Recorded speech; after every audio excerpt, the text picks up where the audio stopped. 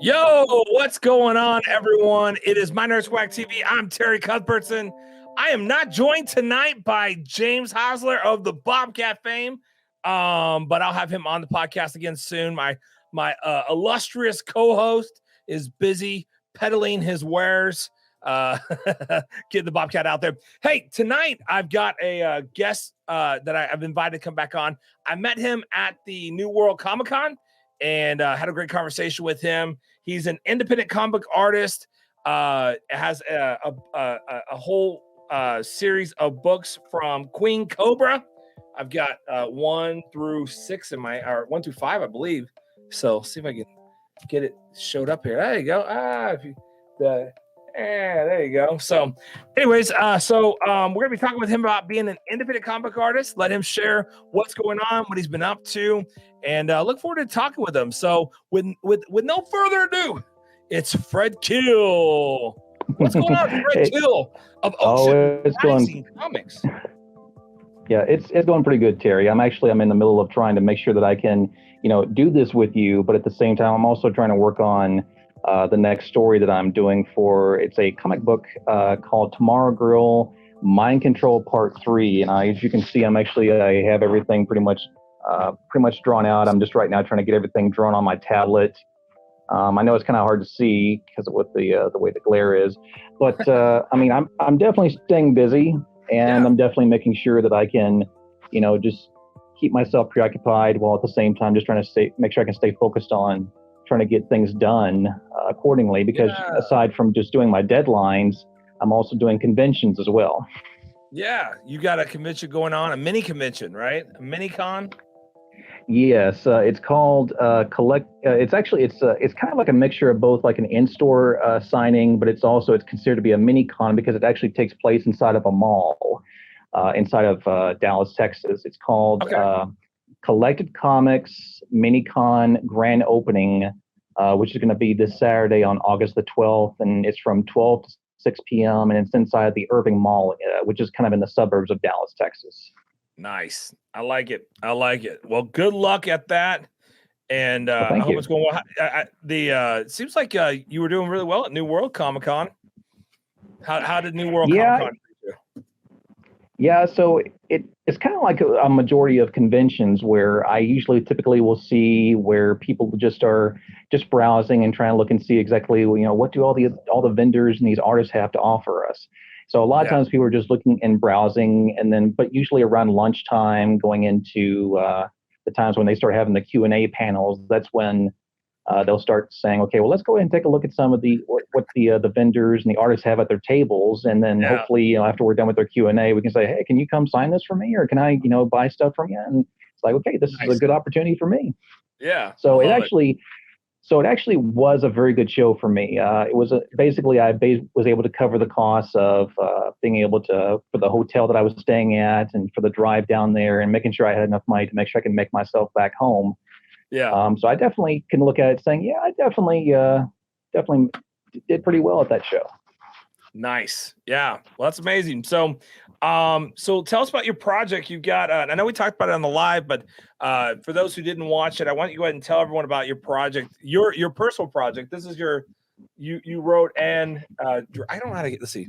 I'm having problems because the camera wants to blur out my background. So it's totally understandable, Terry. Yeah, it's totally understandable, Terry. And there's actually quite a few different covers of that particular issue that you have. So there's the main trade dress cover, which is like this. But I also had like a Virgin variant cover that was in full color. And then I also had a black and white Virgin variant cover, which was like this. And it's one of those where you can easily say, hey, we actually made about 25 copies of this. And so they're very limited. Nice. And it's one of those where you can easily just get them just at conventions, and you may have to pay a little more, but at the same time, it's like, this is something that was made by both myself and a local artist named Gabriel Mangum, who is from the Dallas area. And then we also hired Dave Kemp, who actually is a colorist who used to work for Marvel Comics and DC Comics to do all the colors of that cover. Yeah, and that's awesome. Yeah, it was definitely quite an experience, and there was definitely a lot of like, wow, the colors on this turned out beautifully. I love this. Yeah, that's amazing. So which cover was that again? So that was the cover for issue number 5. Okay, awesome. This was designed. Yeah, so this was the one that was designed by Gabriel Mangum, and Dave Kim's the one that did the colors. Nice on that cover. I love it. That's amazing. So, well, tell But us. Unfortunately, give everyone. Okay, good. What's up? I was going to say, I did not answer your question. You're like, let's go into talking about what Queen Cobra is all about. And I'm like, I didn't really actually answer your question. So I'm sorry about that. So Queen Cobra, Queen Cobra is about a young college student. Her name is Nancy Hurst, and she's going to the University of Chicago, but she's actually from Dallas, Texas. And she wants to become an archaeologist. And she's given an opportunity to go to the lost city of Pergamon, which back in its heyday used to be a thriving city of the Roman Empire. She does come into contact with a group of men who are part of a secret society that cast this magic spell upon her that enables her to control these 3 cobras. They're actually within this old healing temple. And what ends up happening is that she finds out that this spell was meant to bring about the god Asclepios, the healing god of Greek and Roman mythology. But what actually happens is that it gives her these magical powers, and she wants to take revenge on the people that did this to her. But she also finds out that the people that did this to her actually have ties with basically a secret society that wants to bring about the New World Order. And so she finds out that the people that are doing this have ties with a man named Cain Alexander, who is actually the Antichrist. So she comes into an understanding that, okay, if the Antichrist is coming into power, if all these things like what's listed in the Bible are coming true, then that must mean that the second coming of Jesus is going to happen very soon. Okay. And it's mostly the themes are having to deal with understanding how much God loves us, even though we're going through trials and tribulations.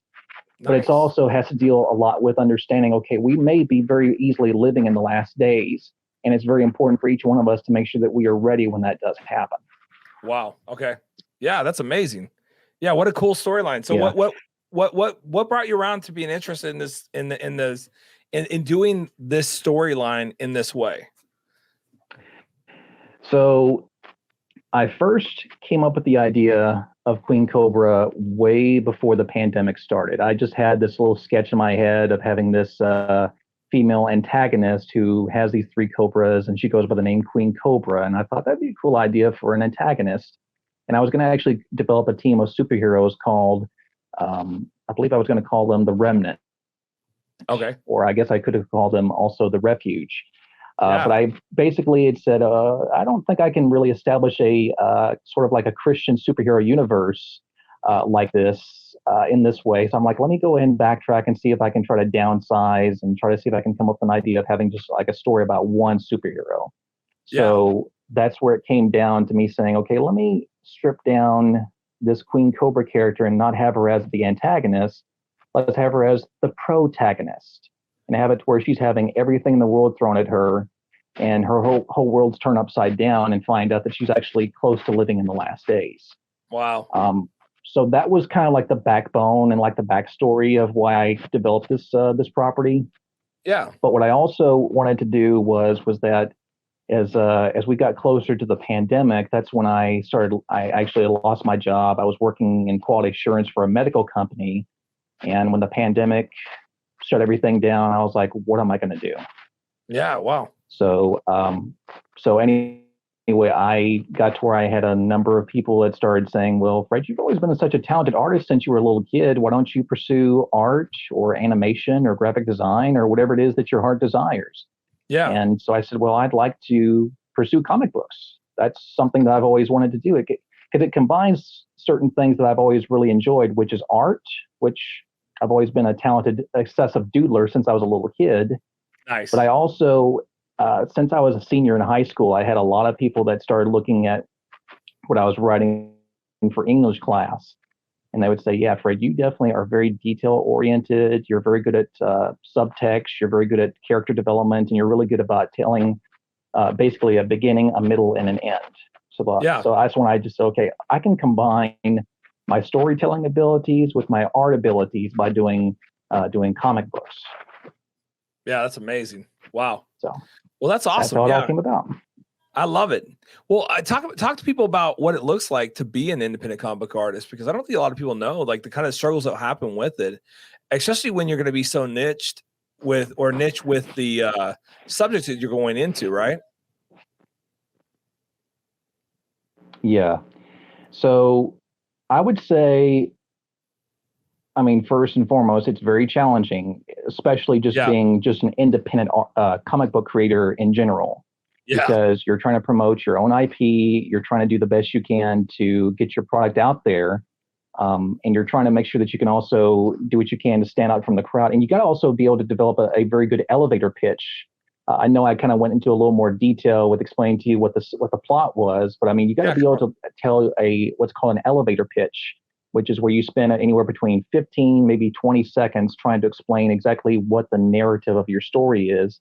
And it's either going to draw people in and say, yeah, I'm interested in this story. I'd like to pick up this first issue, or it's going to make people say, that's not my thing. In yeah, addition to that, you also have to make sure that you can, find ways to establish yourself and find your audience when you go to conventions. If that's what you really would like to do. If you'd like to go do comic book conventions, then you got to learn to do a mixture of being able to network with people, being able to hmm, connect with people, but also just understanding too that there may just be a handful of times where you may do a show and find out that you didn't hit your audience, or your goal of trying to make sure you can sell this much product just didn't work out for you. And so you say, yeah. okay, well, this didn't work here. Let me see what I can do for this next show that's coming up, or let me see if Wow. I can network with these other creators and find out, okay, yeah, I do Christian comic books, I do this and this and this. What are some conventions that are out there Yeah. that I can sign up for? Well, that's amazing. Yeah. I think that's awesome. Well, I think you've got a great Yeah. book and I love the storyline. You got some other projects going on. You said Tomorrow Girl, right? Yes, Girl that's of, correct. Now, and then give me the other. I'm sorry. Go ahead. No, so that's the project you got going on right now. Is you're that's a anthology, or what is up with Tomorrow Girl?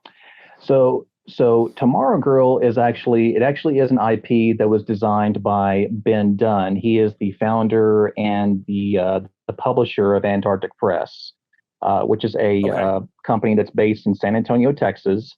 And basically, he had developed this character from an ongoing series he developed called Ninja High School, and he actually developed her sort of like as an anime manga character that is an anime manga character of Supergirl from the DC universe.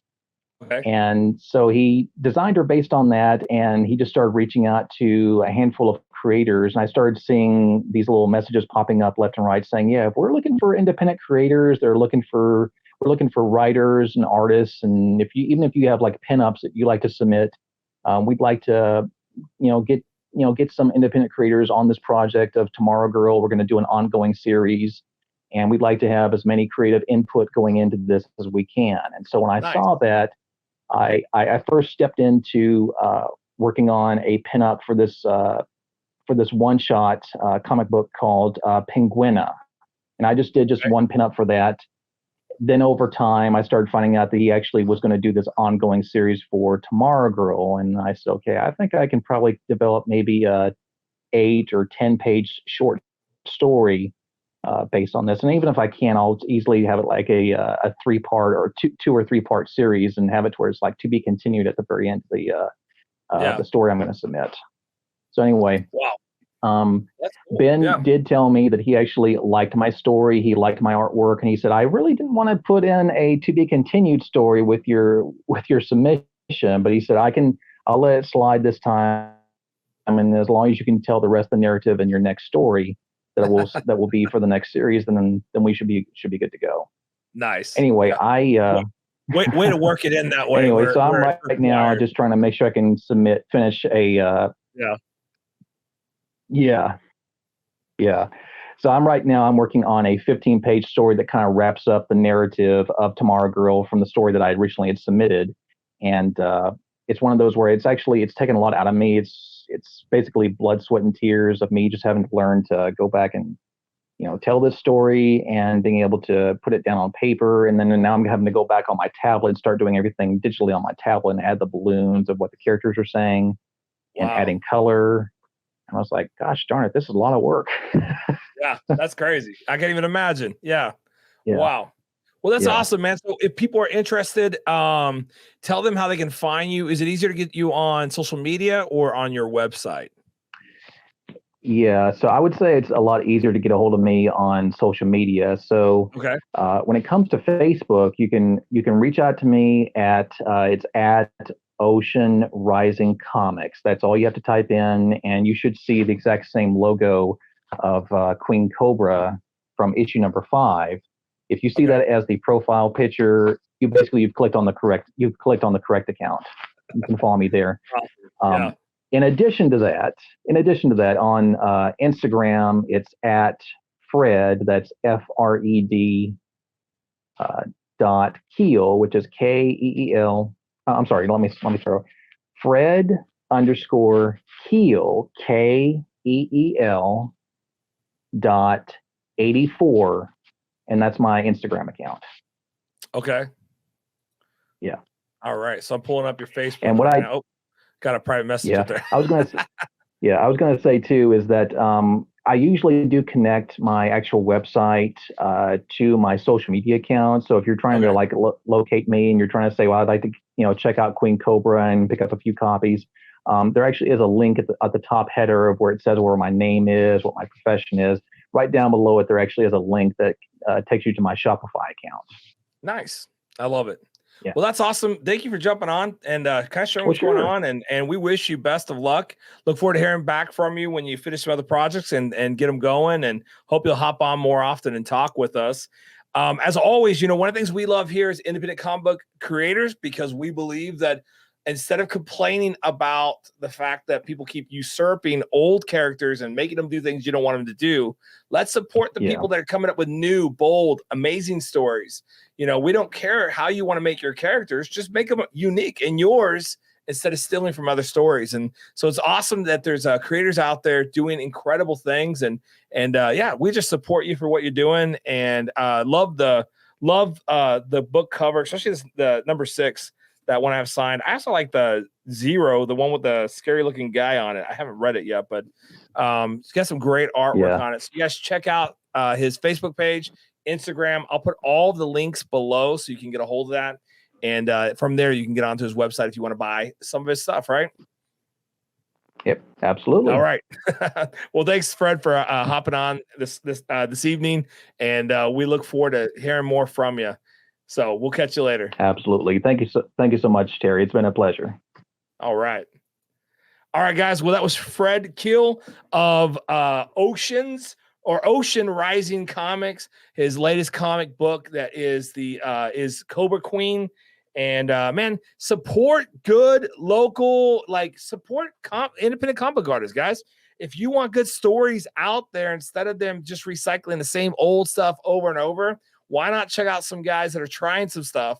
And I always encourage that. Go after some of these independent stories, find stories you like, find creators you like, back them, get all their stuff. You never know when you're going to back someone and they'll become the next big deal. And you've got a specialty book that no one else has because you got in on the ground floor. But at minimal, at least you're finding great stories. So just want to encourage you on that, to get out there and check it out. We'll see you guys next time on My Nerd Swag TV, and look forward to hearing from y'all soon. Bye, guys.